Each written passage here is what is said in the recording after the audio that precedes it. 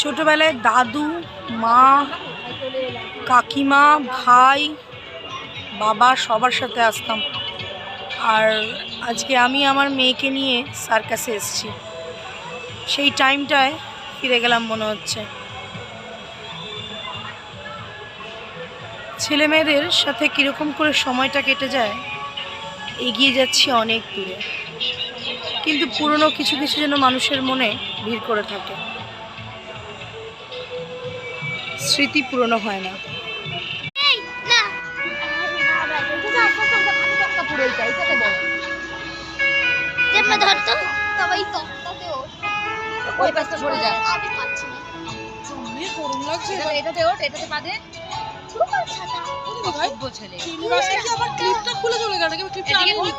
না, ক্লিপ ছিল না তোর চুলে।